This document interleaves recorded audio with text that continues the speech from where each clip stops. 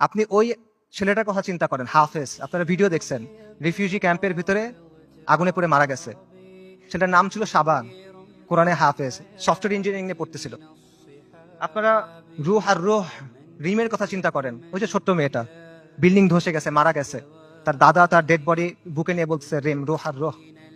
তার কথা চিন্তা করেন, তাদের কষ্টের কথা চিন্তা করেন। আপনি ওই বাবার কথা চিন্তা করেন যে সে বিস্কিট কিনতে গেছিল বাচ্চার জন্য, ফিরে এসে দেখে তার স্ত্রী সন্তান মারা গেছে।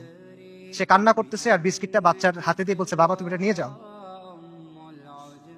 আপনি মার কথা চিন্তা করেন যে বাচ্চার জন্য আটা আনতে গেছে, কারণ বাচ্চা ক্ষুধায় কাঁদতেছে, বুঝে না তো, আটা আনতে গেছে, এসে দেখে সবাই মারা গেছে। আপনি হিন্দ রজাবের কথা চিন্তা করেন, 6 বছর বয়সী মেয়ে। ওরা গাজা থেকে পালায় যাওয়ার চেষ্টা করতেছিল, 7 জন পুরা ফ্যামিলিতে।